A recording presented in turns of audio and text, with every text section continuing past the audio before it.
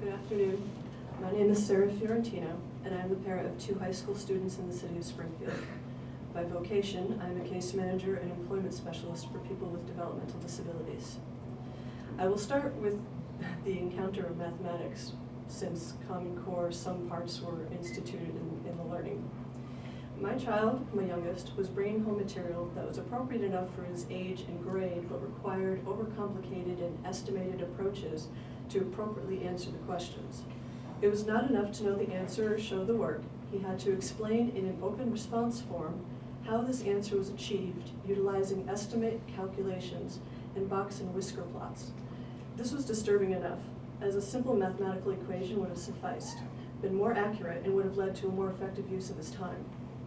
However, as I tried to explain the old school way of doing things and how he could get the answer, I was told by my child that he can't do it the right way because they want estimations, not answers.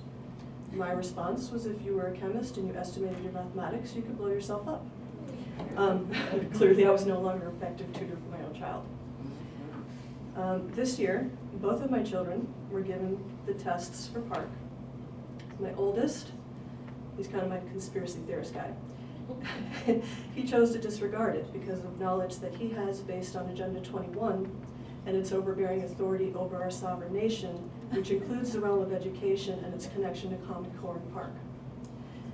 My other found that the navigation to be completely horrendous, the scroll bars and multiple windows to be overwhelming, never mind the twisted way in which the questions were asked, which apparently is a common theme.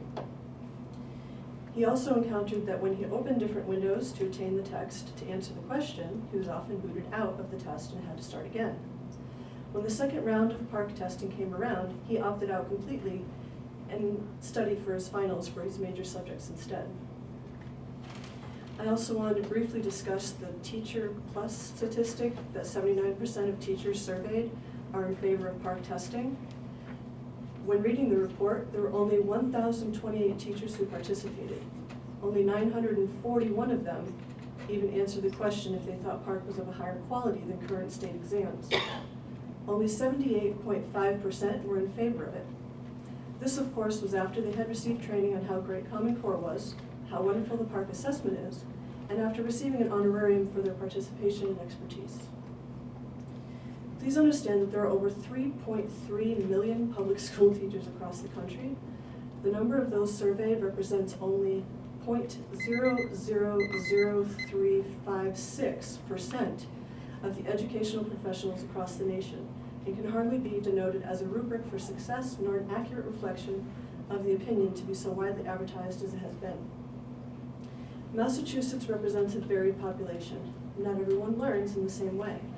One of my concerns is for our special education departments, which will have a hard time implementing these rigorous standards and may simply give way to aging students out of the system at 22 instead of educating them to be successful. Incorporating the national and global copyrighted standards is nothing short of tyranny, packaged up pretty with a credit card attached. We are not the UN, we are not under socialist regime, we are not a one-size-fits-all people, and I pray that Common Core and PARCC falls away to the sea like tea in the harbor. Good intentions often fail for lack of forethought of the consequences, and for the greed that stirs within the heart of man, leaving a people bankrupt and a society ruined for generations to come. Thank you. Daisy Herman.